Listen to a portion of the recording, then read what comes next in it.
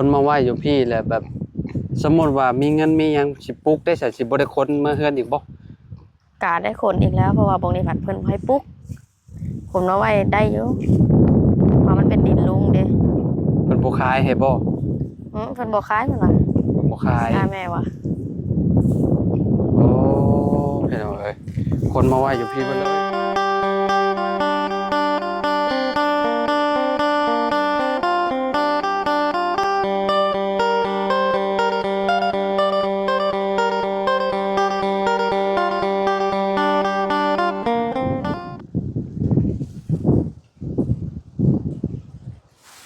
เอากราบสบายดีและสวัสดีเด้อพ่อแม่พี่น้อง FC เบิร์สสุขูสู่คนพี่น้อยเนาะมาพบมาพ้อกันกำเฮาคือเก่าพี่น้อยเนาะมื้อนี้มาทางพี่มื้อนี้พี่น้อยเนาะมาทางบ้านน้องเทพพี่น้อยเนาะโอ้ยบ่ได้เข้ามากะโดนแล้วพี่น้อยเนาะ 2-3 เดือนไล่ได้มั้งพี่น้อยเนาะตั้งแต่ยามเกี่ยวข้าวพุ่นเนาะโอ้พี่น้องเนาะน้ำสัตว์โกโก้บาทเนาะโอ้เริ่มใส่แล้วพี่น้องเนาะอันนี้สงสัยเมื่อวานนี่เนาะสูบใส่นี่พี่น้องเอ้ยเนาะสบายดีบ้างล่ะพี่น้องเอ้ยเนาะขากแหละใส่เลยเนาะได้เรื่องเลยพี่น้องเอ้ยนะได้การอยู่โอ้ทางน้องเทพสบายดีเด้อบักหลาเด้อเนาะมื้อนี้หยุดโรงเรียนพอดีเลยพี่น้อยเนาะมื้อวันจันทร์เข้าโรงเรียนคือเก่าเนาะโอ้ปลูกหมักแตงพี่น้อยเนาะอันนี้ครับโดยเนาะข้ามไปฝั่งนั้นก่อนพี่น้อยเนาะพี่น้องเอ้ยเนาะโอ้นี่ขุดลงเลยกว่าเก่านี่เนาะน้ำเรือบ่ลายบันไดบ่นี่พี่น้องเอ้ยขุดลงใหม่ได้นี่พี่น้องตอนทำมาตอนนั้นบ่ได้เลิกปานนี้เนาะขีดมันอยู่หม้องหันเนาะตอนนั้นเนาะขุดมันก็เบิดแล้วพี่น้องเอ้ยเนาะขออนุญาตได้บ่ล่ะโอ้ยจะเป็นบ่าวได้นี่เนาะจะนอนเลยเนาะเป็นอะไรพอปลาคือเก่าย่างได้อยู่หรอว่ากาได้อยู่เนาะโดยซอยตัวเองได้อยู่โดยเมื่อวานเนี่ยเพิ่นแล้วจังมุ้งจอน้ำวัน3 โมงนี่แหละ3 โมงพอดี3 โมงเลยเบาลีเข้ามาช่วงบ่ายป่ะแม่นอันบ่ายเนี่ยแหละจังเม็ดนะเพิ่นเจาะนะ26เม็ดแม่น26เม็ดก็เห็นน้ำแล้วเนาะโดยมันสิบ่เบิดบ่มันยามมันสั่งเพิ่นว่าบ่เบิดดอกสั่งเพิ่นว่าเดือน4เดือน5นี่ได้โดยคะแนนมันบกเลยเห็นอะไรมันก็สิมาเจาะให้ใหม่บ่คือสิบ่บกดอกเนาะโดยบ่บกดอกเพราะว่าน้ำอยู่แถวนี้มันน่าสิตื้นอยู่พี่น้อยเนาะสูบก็แห้งอยู่พี่น้อยเนาะใส่ไว้เนาะแม่นแม่ปลูกหมักแตงเนาะโดยแตงอันไว้ขายพี่น้องเอ้ยเนาะน้ำนี่ก็เลิกพอสมควรอยู่เนาะแต่มันก็ขุ่นเนาะน้องเนาะแม่นพี่น้องเอ้ยบ่ได้ใส่ปานใดเนาะ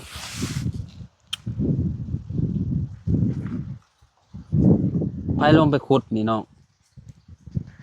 น้อยล่ะเจ้าแม่น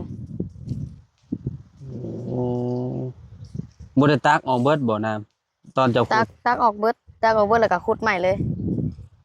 แล้วก็ให้มันน้ำมันซึมออกมาใหม่วันนี้แต่มันก็ยังเป็นแบบนี้เนาะแม่นมันขุ่นอยู่พี่น้องเนาะไปมาทางนี้ดีกว่าเนาะเฮ็ดหยังกันนี่ทอดปลาสบายดีเด้อโอ้ได้มาแต่ไสนี่แต่ซาเอาบ่ปลายังนี่บ้านนี่ปลาขาวบ่พี่น้องเนาะ เ อยคิดว่าทอดปลาแดกบ่แม่นปลาแดกเนาะพี่น้องเอ้ยทอดปลากินข้าวเที่ยงเนาะนี่พี่น้องเอ้ยเนาะนี่เนาะได้ข้าวจักซอบนี่โอ้สบายดีโดยเนาะ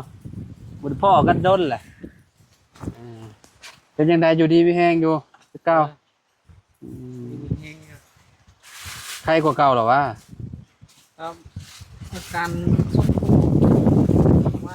ยาบริยาผู้ใหญ่บางไทยมากมาก ฝากมาให้ มีคนนั่นเราโทรมาหาเฮาอ่ะเป็นอัมพฤกษ์อัมพาตนี่เพิ่นว่าอันดีเพิ่นว่าเป็นมาแต่เกิดก็ดีเพิ่นว่าเราโทรมาบอกเมื่อก่อนนะพี่น้องเอ้ยเนาะจักสื่อหยังแหละที่เบาเตียงเราไปตอนนั้น เราไปพูนตอนนั้น แต่ว่าอันยายที่โทรมาบอกนี่เพิ่นเป็น FC หั่นน่ะเพิ่นแนะนำให้หั่นน่ะพี่น้องเอ้ยเพิ่นว่าลองมึงวู้เพิ่นน่ะ มันเป็นศูนย์รักษาโดยเฉพาะแล้วเนาะ บ่แม่นอันนี้แบบว่าเป็นยาพื้นเมืองนั่นแหละแต่ว่าเพิ่นน่ะสามารถแบบว่ารักษาได้หันนะเพิ่นหามมุงหามไม้แบบว่าเอามาผสมกันนั่นแหละเพิ่นว่าห่อหนึงน่ะแสนกีบเพิ่นว่าเพิ่นว่ามีโอกาสอันน่ะลองเบิ่งเพิ่นว่าไปจบสื่อนั่นได้แล้วค่อยก็ลืมเลยเราโทรมาบอกค่อยอยู่พี่น้องเอ้ยเราเบิ่งคลิปซุมเจ้าเบิ่งคลิปทีมงานนี่แหละ ว่าแบบมันพอน้องทองน้องเทพเพิ่นว่าพอน้องเทพบ่เพิ่นว่าแบบนี้แหละพี่น้องเอ้ยเนาะเพิ่นว่าเราเป็นอันหยังเพิ่นว่าเราย่างบ่ได้บ่เพิ่นเพราะว่าเราเป็นอัมพฤกษ์อัมพาตว่ะย่างก็คือที่เห็นหั่นแหละว่าในคลิปหั่นแหละแต่เราก็แนะนำมาแต่ว่าเขาบ่ได้เซฟอันเบอร์เราเมียนก็เจ้าโทรมาหลายพี่น้องเอ้ย จะมีโอกาสหายลองกินยาอันลองเบิ่งเนาะยาอันเบาอันผู้ใหญ่ใจะดีทำเบาดีเพิ่นฝากมาบ่ให้ก็กินเมื่อวานนี่บ่เป็นแบบใด กระทูนเป็นยาพื้นเมืองนะ อืม บางคนทางไทยเจ็บแอวแห้งตะกี้ ตอนนั้น ตอนข่อยมาตอนนั้นน่ะเจ้าว่าเจ็บแฮงเหมือนบ่ ก็เจ็บอยู่แต่กับมันบ่ได้แห้งบันไดนะพออากาศหนาวเริ่มหนาวมันเจ็บไปแห้งก็เก้าบัดน เจ็บเส้นนะนี่เนาะเวลามันหนาวๆแห้งๆน่ะมันปั่นเขานะรอบยามเช้าสวยมากก็เริ่มไข้แน่แม่นบ่ เมียนมันดีๆไปอย่าดื้อไป หน่อยเนาะก็นั่นแหละลองรักษาไปกินยาพื้นเมืองไปเนาะน้องเทพเข้าโรงเรียนของป .1 บ่ พอซี่แล้วเพิ่นเอาขึ้นแล้ว ขึ้นห้องป .4 เลยบัดนี้ โดย อ่านได้เลย ก็ได้เป็นบางตัวก็ยังบ่ได้ โอ้ดีแล้วสาเนาะเพิ่นเอาขึ้นห้องป .4 เลย โดย โอ้กระโดดข้ามห้องเลยพี่น้องเอ้ยปีสิมานี่ป .5 ได้นี่เนาะ จังว่านี่ล่ะ มันก็อยู่นำเฮาเฮียนอีกเนาะ แม่น แนวเฮาเฮียนอ่านออกเบิดก็เพิ่นก็ให้ขึ้นเนาะแหละพี่น้องเอ้ยเนาะรุ่นชุมไม้เฮียนนี่ปะก็แนมอ่านบ่ออกนี่เพิ่นบ่ให้ขึ้นจักดิครูเลยป .1 กับป .1 อยู่หั่นแหละแต่ของมื้อนี่ใครแน่พี่น้องเอ้ยเนาะอ่านออกเขียนเป็นแล้วก็อันน่ะย้ายห้องแล้วแหละเนาะเพราะว่าเจ้าบ่เคยเฮียนจักเทื่อเนาะ แม่น ไปเฮียนบาทเดียวเลยพี่น้องเอ้ยก็มันลดจากยากแน่แหละพี่น้อง แต่ก็ใส่ความทรงจำใส่ความจำเอา เป็นเบ้าไว้เนาะ หึ ใหญ่เป็นเบ้าวันละ แม่นเนี่ยเป็นบ่าวเลยเด้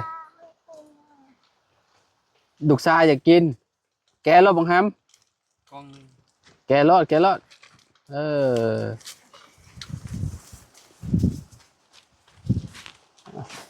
อันพ่อนกเทพชื่อจังไดนะ แซม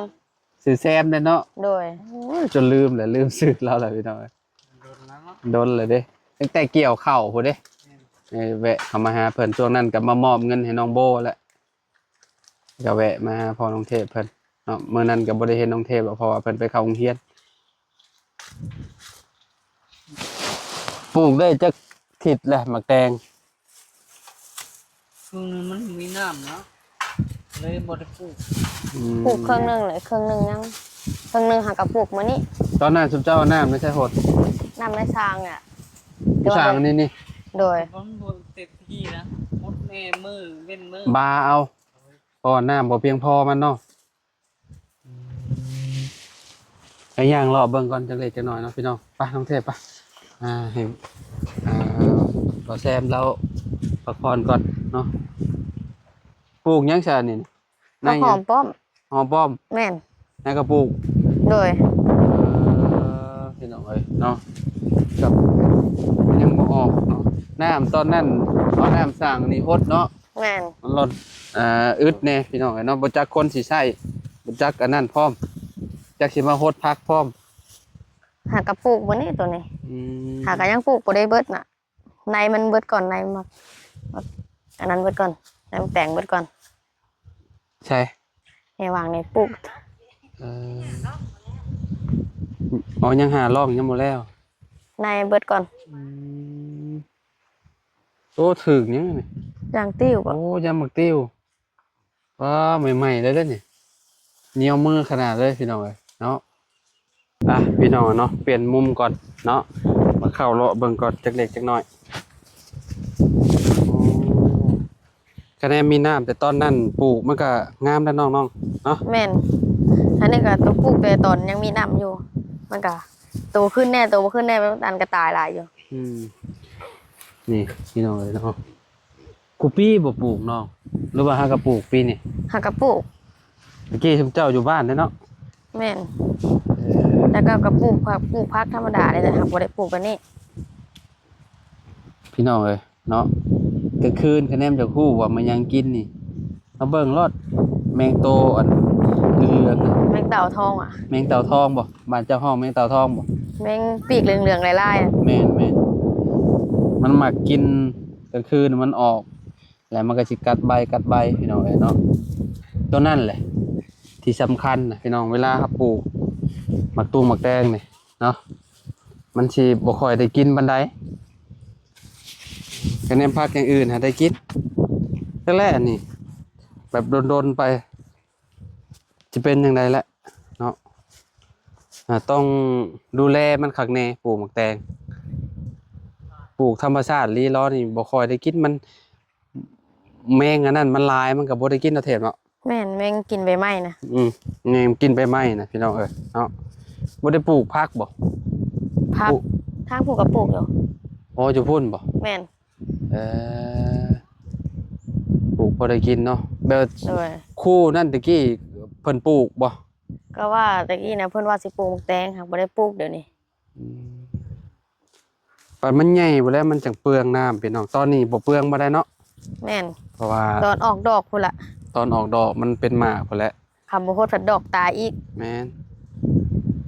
ใส่น้ำหลายพอสมควรอยู่ตอนนั้นเห็นแนมใส่โซลาร์เซลล์ก็สิคักอยู่เนาะ โดย โซลาร์เซลล์เป็นแพงอะเด้พี่น้องเอ้ยชาวบ้านไผชานั่นน่ะ เฒ่าแม่กับพี่พ่อตั้งแต่แล้วน้อยๆตั้งแต่เฮายังน้อยๆพุ่นล่ะแก่มา แม่นบ่ แม่น เจ้าสิมาปลูกเพื่อนเจ้าพี่บ่ บ่แก่มาไว้ซื่อ โอ้แก ๆเพราะ มา ว่า ไว้ ทางแต่เก่าก็อยู่เฮือนย่าเพราะว่าเฮือนย่าเราก็สิเฮ็ดเฮือนไผแล้วมันบ่มีหม้องไว้ อืมบ่ถ้า ให้ ถ้าว่ามีเงินมีหยังเจ้าสิปลูกอยู่พี่บ่เฮือนน่ะ กะปลูกกับพี่ก็บ่ได้แล้วลงเพิ่นบ่ให้ปลูก บ่ให้ปลูก โดย เอ้า เช้าตั้งแต่น้องยังได้น้อยพุ่นล่ะ 7 8 9 9ต้นเนาะ ว่าปัญญาบัดบ่มีหมองไว้เพิ่นเฮ็ มั ด นมี เรือน หม้อ ไผ งไว้บัดนี้เจ้าก็เลย ได้หา คนมาไว้อยู่พี่บ่ แม่นให้ทางพี่น้องทางลุงทางตะเคยทางนั้นให้เพิ่นขนมาให้ เอ่อเอ้าคนมาไว้อยู่พี่แหละแบบ สมมุติว่ามีเงินมีหยังสิปลูกได้สิบ่ได้คนมาเฮือนอีกบ่ กาได้ขนอีกแล้วเพราะว่าบ่งนี้ผัดเพิ่นบ่ให้ปลูกขนมาไว้ได้อยู่ว่ามันเป็นดินลุง บ่ขายให้บ่ เพิ่นบ่ขายเพิ่นว่า บ่ขาย ขายแม่ว่า โอ้พี่น้องเอ้ยคนมาไหว้อยู่พี่เบ่เลยนี่เนาะ 13สิ14ปีแล้วเสานี่ก็ อันนี้ได้ แม่ตั้งแต่น้องยังน้อยๆพุ่นล่ะ คอหัก ตั้งแต่พ่อยังไปได้ เบิ่งก็ฮู้แล้วนี่เหล็กมันอันน่ะคัดสนิมกินหมดเลย แตกเบิดแล้วนะตอน แต นั้น กเลยเนาะเวลาเฮาเฮ็ดนี่ก็ต้องเทใหม่แล้วนี่คูออกหมดแหละเปิดคนมาเฮือนนี่ก็อย่ามาแตกอีกนี่ แม่น เนาะ แม่น ตอนนี้มันก็เริ่มแตกแล้วเด้บัดเอาขึ้นรถอีกยันฮักเครื่องอยู่คิดว่าอ๋อ14ปีแล้วบ่ แม่น อ๋อตากฝนตากลมอยู่นี่แหล้วเนาะ แม่น พี่น้องตอนอยู่เฮือนก็ได้เนาะ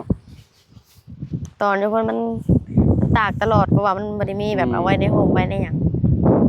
คือว่าที่เพิ่นก็คือว่ากว้างอยู่แถวนี้แต่ว่าก็ มันมีลูกมีหลานหลายเพิ่นเอาไว้เพิ่นอยากให้ลูก หลาน เพิ่น ลูกหลานเราหลายบ่ แม่นลูกเราก็4คนพุ่น เราก็เพื่ออนาคตลูกหลานเรา แม่น ปลูกเขื่อนปลูกชานแถวนี้เนาะ แม่นเพราะว่าพวกนี้มันก็บ่ได้ใหญ่ปานใดพวกนั้นก็ทางพุ่นก็หัวล่ะ อืม มันบ่ได้ ก็เลาะไปพุ่นเหรอวะที่เพิ่นเลาะไปฮอดพุ่นบ่ ฮอดห่วงหัวนั่นล่ะ เออ แต่ทางพุ่นก็เข้าไปป้าน้อยเดียวนึงนะเข้าไปป้าน้อยเดียวก็เป็นหัวล่ะหัวน้ำมันจับ นี่แหละอนาคตเนาะน้องอ่าจะมีไผอีกน้องเจ้า น้องไทย 1 2 3ทั้งเจ้า โดย อนาคตหาเงินเฮ็ดเทือนไปดอยเนาะเฮ็ดเทือนเฮ็ดชานนี่แหละนี่เซาก็ตั้งแต่พ่อไปได้ซั่นแต่พ่อบ่เป็นหยังเนาะหาเงินหาคำซื้อสะสมเมียนอันนี้ก็ได้พี่น้องเอ้ยเนาะย้อนอยากได้เฮือนได้ชานให้ลูกอยู่และเราก็ได้เอาเพิ่นมาเป็นแบบนี้แหละก็แล้วเนาะน้องเทพเนาะ แม่นตั้งแต่เราไปได้พุ่นล่ะ ก็เลยได้แต่เสานี่บ่บักล่ะ แม่นได้แต่เสาอย่างเดียว ช่วงนั้นราคาเสา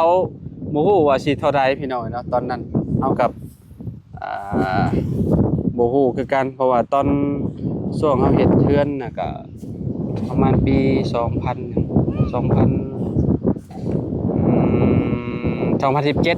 เฮาเฮ็ดเทือนพี่น้องเนาะช่วงนั้นเฮาซื้อกับเสาประมาณเสาเท่าใด700 800เนี่ยประมาณนั่นแหละพี่น้องบ่ได้แพงก็สิราคาราวๆประมาณกันแหละขอเนาะเสาหน้ายังนี่เทพประมาณน่ะ14ได้บ่ จักเดี๋ยวบ่ 14หรือ ฮู้กัน 15พี่น้องน่าสิ14แหละไปนี่แหละ14แหละนี่นะพี่น้องเอ้ยเนาะอ๋อถ้าเป็นพวกไม้พวกหยังนี่ขอยันว่าคะแนนตากแดดไว้มื้อนี้น่ะดอกบ่แล้วปานนี้อันนี้มันยังเป็นเสาดินเนาะ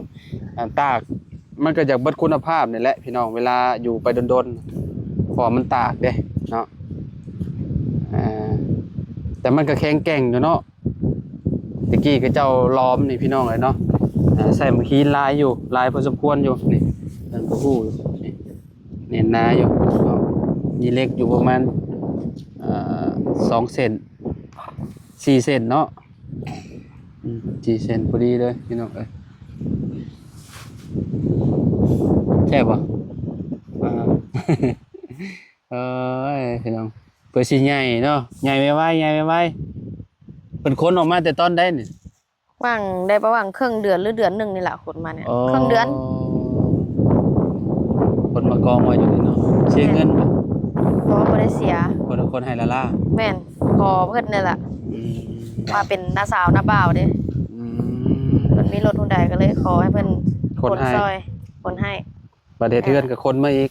แม่น ชุบเจ้าสิปลุกอยู่ใช่เทือน แต่ก็บ่ได้มีบงปลูกแล้วก็คนมาไว้เพราะว่ามันบ่มีบงไว้ล่ะ อ๋อ ว่าดินก็บ่มีมันบ่มีบงปลูกก็ได้แต่คนมาไว้พวกนี้ล่ะ อนาคตบัด แม่น มีที่มีทางแล้วก็จังปลุกเนาะ แม่น เฮามีเงินมีหยังก็ซื้อที่เนาะ โดย ปลูกเพื่อนพี่น้องเอ้ยเนาะตอนนี้ก็ป้าไว้แบบนี้ก่อนเนาะปัญญามฝนตกก็น้ำท่วมอยู่นี่แหละพี่น้องเอ้ยอันนั้นพอเท่าบ่น่ะ แม่น เอาละซานยังอะน่ะ คลองบ่หรือกระตา โอ้ แล้วสาร ละซานขายบ่ แม่น อืมประตูนอนอยู่นี่บ่ แม่นเพราะว่านอน ซุ่ม เรามักนอนเพื่อนมัน ซุ่มบ่โอ้ แม่น บายดีโต โดยสารของขายบ่อ๋อ เราบ่ค่อยได้ยิน เลี้ยงชาดิ หึ เขาไม่ได้เป็นไปได้หรอก เฮียนสารบ่เออ ไม่ได้ใช่อยู่ พอได้ใช้ในครอบครัวเนาะ เออ โอ้พี่น้องเนาะ ชื่อของเขา แม่นตู้แม่นเฮาสารเป็นเฮาก็สาร เออ คักอยู่ในการอยู่งามอยู่พี่น้องเอ้ยเนาะแข็งแน่นพ่อเฮาก็สารเป็นคือกันสารพอได้ใช้ครับบ่ได้ขายดอกเราสารไว้ใช้เองในเฮือน การขายปัญหาไม่ยาก แม่นแหละบ่อนเจ้านอนบ่อนนี่น่ะใส่เบิ่งก่อนเด้อขอเบิ่งก่อนนอนซุ่มย้อนยุกก่อนพี่น้องเอ้ยเนาะโอ้อุ่นคักมันยังแล้วยามหนาวเนาะพี่น้องเอ้ยคัก ชาทูลูกเอ้ย อ่าเพราะว่านอนอยู่หันก็เต็มเนาะนอนกรุงเทพเนาะ แม่นวงนำกันหลายหนึง นอนอยู่พุ่นก็หลายคนผมร้านเข้าไปนอนเลยยามนี่คักอยู่ยามนี่นอนซุ่มน่ะมันหนาวพี่น้องเอ้ยเนาะอบอุ่นดีแต่ระวังงูได้ตู้เอ้ยเนาะนอนกลางคืนยันงูมันหนาวเลยยันมันเข้าไปนอนนำ เพื่อนชายจ้ะ พี่น้องเอ้ยปุบเพืองเห็ดแบบนี้เลยเนาะคัก อยู่ไหน ย้อนนุกอุ่นเอากับบ่ได้นอนแบบนี้หลาย10 ปีแหละพี่น้องเอ้ยเนาะ10-20 ปีแต่บ่จักแต่กี้นี่ก็เฮ็ดซุ่มนอนคือประตูคนนี้แหละคักตอนเฮายังน้อยพี่น้องพาดกุ้งพัดเข้าแล้วเอาอันน่ะเด้มัดเพืองแล้วก็มาอันอ้อม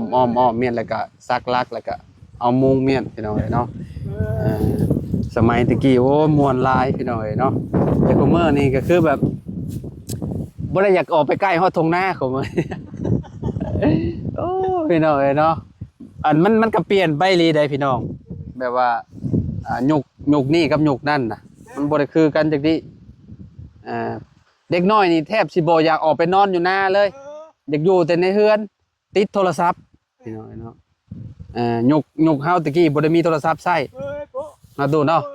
บ่ได้มีเลยเนาะขับชัดจอด้วยนะ รถกะลินรถมักสังพุ่นแหละรถยู่เอ้าพี่น้องเอ้ยเนาะเปลี่ยนไปหลายของมื้อนี้เนาะก็เนาะมื้อนี้เขามาหาทางกรุงเทพเพิ่นเนาะพ่อเพิ่นก็ยังคือเก่าอยู่พี่น้องเอ้ยเนาะก็ตอนนี้กำลังกินยาพื้นเมืองมาจากไทยอยู่เนาะประตูได้ยินเฮาเว้าอยู่บ่ได้ยินอยู่เนาะ ได้ยินแน่บ่ได้ยินแน่แหละ โดยอยู่ดีมีแฮงเด้อประตูเด้อโดยนะพี่น้องเอ้ยเนาะโอ้บ่ได้ยินแต่เรา บ่ได้ยินเนี่ยเนาะน้องเนาะ แม่น ผู้เฒ่าพี่น้องเนาะก็บ่ติและบัดเฒ่าคือกันนั่นแหละบัดเฒ่าไปก็จะสิเป็นจังไดพี่น้องเอ้ยเนาะตอนนี้ก็ยังหนุ่มอยู่ก็นี่แหละก็เนาะมันก็สิแตกต่างกับผู้เฒ่าน้อยนึงพี่น้องเนาะหมูชุบเจ้าบ่นี่ก็ได้น้องเทพ หมูหญ้าเอาให้ เอามาเลี้ยง โดย อ่า ขอน้ำหญ้าเลยให้มาเลี้ยงแม่น เลี้ยงใหญ่นี่ก็ได้ลูกได้เต้ามันก็โอเคแล้วพอสิใหญ่ก็แม่นธรรมดาได้หมูก็แล้วเนาะใส่หำมันเป็นเท่าใดพุ่นแหละพี่น้องเอ้ย โดนเติบพุ่นแล้วนี่ โดนเติบพุ่นแหล้วมื้ออื่นไปโรงเรียนเนาะมื้อเนาะ แม่น บ่ได้ขาดหรอว่าไปคุมื้อว่า บ่ได้ขาด รถติดไฟฟ้าก็จะขี่ได้คือเก่า โดยปกติอยู่ ช่วงนั้นน่ะบ่าวมาว่าฟิวมันบ่ขาดสตาร์ทบ่ได้ แม่นฟิวขาด ฟิวโอเคอยู่เนาะได้จักกิโลน่ะมื้อหนึงสากจักเทื่อหรือว่าแบบ มื้อหนึง สาม สัก สี่ เทื่อ มื้ นึ อ งเทื่อนึงเขาว่าขี่ดุกับทักสักดุสักเทื่อนึงนี่ล่ะ ไปสากอยู่ในบ้านพุ แม่น โอ้ แต่ว่าขี่มาหน้านี่ได้ประมาณ 3-4 ลบก็อยากเบิดนี่แล้ว รถไฟฟ้ามันก็บ่คือรถจักรแหละพี่น้องเอ้ยเนาะเฮ็ดแนวใดเนาะอันนี้ก็รถเจ้าบ่ รถสเล้งให้มาใช้ อืม ว่ามันบ่มีแบบซื้อน้ำซื้อในเด้ ก็เล เรา ย ก็เลยเอาให้ใช้ก่อน เราเอามาให้ใช้ก่อน โดย ไปขี่เป็นบ่ ขี่ได้อยู่ ได้อยู่บ่ โดย โอ้ผมบ่เคยขับ เที่ยวตายอยู่แล้วกันนี่ก็ ฮะ มันหล่นมันเก่าแล้วมันก็ตายดุอยู่ บ่ แม่น ผมบ่เคยขับจักเทื่อซาเล้งขับยากบ่ ธรรมดาอยู่ อืม หากเวลาขี่นักแก่นักๆมันจะคัดแค้น บ่ แม่นเวลาคนดังครั้งนี่หลายเนาะว่าเฮาครึ่งเด้ มันสิ มัน บิด ครึ่ง เฮา แข บ่ นแม่น อืม คำเฮาบ่เข้าจับ อืม เฮาบ่ครึ่งนี่มันก็สิเลี้ยวเวมาข้างเร่งนี่เองมัน เออเพราะว่ามันพ่วงเนาะ แม่น เพราะว่าเวลามันหนักเด้พี่น้องเอ้ยก็ยังดีกว่าบ่มีให้ครับ แม่น เวลาไปแก่น้ำแก่หยังเนาะแก่น้ำกิน เพราะว่าได้แบบ เจ้า ง่ายแน่แต่ น้ำมันมีใครเป็นเจ้ากินอยู่นี่บ่บัดนี้หรือว่าจังได๋หรือว่าไปซื้อน้ำกินให้เก่า ซื้อน้ำกินว่ากับเพื่อนเนี่ยนะนี่เขาว่าในสร้างมันก็เขาว่าบ่มีอีหลีก็ได้จะกินคือเก่าแล้วนะ อืมแนวมาแล้วเนาะ แม่น ก็ดีแล้วเนาะมีน้ำใส่แล้วพี่น้องเนาะแบบว่า ถ้ามันใส่น่ะก็กินได้แล้วนั่นน่ะก็น้ำเจาะนั่น เพราะว่าน้ำมันนี่นะมันหลายสั้นอยู่เด้เนาะเวลามันสูบขึ้นมาจากใต้ดินมันก็สิสะอาดอยู่พี่น้องเอ้ยเนาะเฮาอยากกินสะอาดกว่าเก่าอะเฮาต้องต้มเอาต้องต้มคันว่าดุว่าคันว่าบ่ดุก็กินแบบ ก็คือแบบมันก็สิเสี่ยงในน้อยนึงเพราะมันมีตะกอนเด้ แม่น เนาะพี่น้องเอ้ยต้มนี่มันก็สิปลอดภัย 100% อยู่ดอกเนาะอยู่เหนือก็เจ้าเฮงกินน้ำหอกน้ำห้วยแล้วก็เจ้ากินน้องลำบากไปถ่ายแล้วโอ้ยก็เจ้าตักน้ำห้วยแบบไหลลงรวมมาแบบนี้แบบอันน้ำผู้ขุ่นก็เจ้ายังกินเลย เจ้าบ่ได้ต้มเลยคนน่ะบางครอบครัวน่ะก็เจ้ากินแต่ว่าพวกนิ่วนี่บ่ให้ว้าวแล้วพี่น้องเนาะจักผู้เฒ่าผู้หนุ่มแหละมันสิเป็นแบบเวลามันกันตองเนาะมันบ่เข้าภัยเอาภัยอยู่แล้วพี่น้องเอ้ยกินน้ำบ่สะอาดเนาะขนาดว่าซุมเฮากินสะอาดนี่มันก็ยังแบบยังเป็นนะพี่น้องเอ้ยเนาะกินยังบ่เบิดอยู่เฮ้ยเอ้ยเนาะไปซะพี่น้องเอ้ยเนาะขอโตวแล้วบัดนี้เนาะอยู่ดีมีแฮงเบ่ทุกผู้ทุกคนเดี๋ยวเบาลี่เพิ่นมาพี่น้องเอ้ยเนาะก็ถ้าเบาลี่เพิ่นก่อนเนาะตอนนี้ก็มาฮอดก่อนฮอดเบาลี่ก่อนพี่น้องเอ้ยเนาะก็ถ้าเบาลี่เนาะกำลังเดินทางอยู่ตอนนี้โอ้ฮอดใช้แล้วเนาะเอาอยู่ดีมีแฮงเบ่ทุกผู้ทุกคนไปน้องเทพสบายดีเด้อบักหลายเด้อ สบายดี ไปครับสบายดีเด้อ สบายดีเด้อแล้วไหม ไปพี่น้องเนาะอยู่ดีไม่แห้งขอบคุณละลายที่ติดตามเด้อพี่น้องพบกันใหม่เนาะสบายดีเด้อพี่น้อง